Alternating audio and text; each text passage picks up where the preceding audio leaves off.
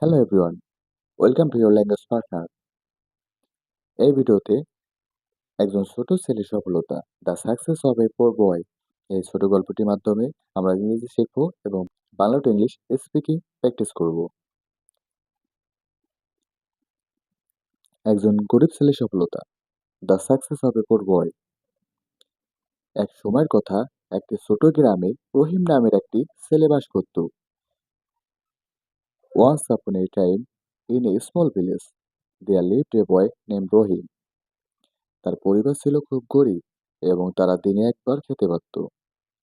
His family was very poor and they could eat only once a day. রহিম স্কুলে যেত পায়ে হেঁটে কারণ তার জুতা ছিল না। রহিম used to walk to school barefoot because he had no shoes.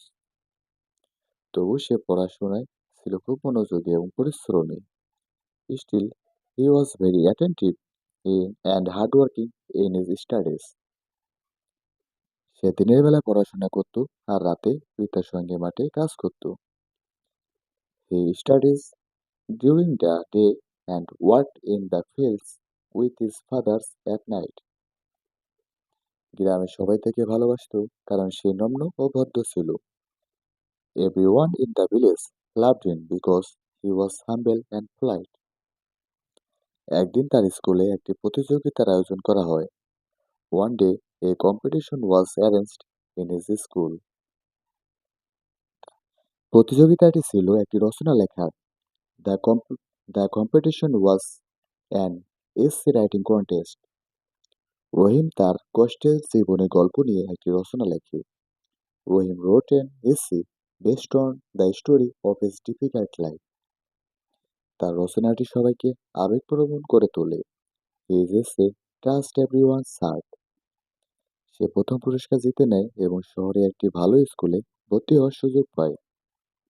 He won the first prize and got the chance to enroll in a good school in the city. রহিম কখনো হাল ছাড়েনি এবং একদিন সে একজন বড় ডাক্তার হয়ে ফিরে আসে। Rohim never gave up, and one day he returned as a great doctor. গ্রামের সবাই তাকে গর্বের চোখে দেখত। Everyone in the village looked at him with pride. নৈতিক শিক্ষা, পরিশ্রম কখনো বৃথা যায় না। Moral, hard work never goes in vain. এরকম ছোট গল্পের মাধ্যমে ইংরেজি শিখতে আমাদের এই চ্যানেলটিকে সাবস্ক্রাইব করুন।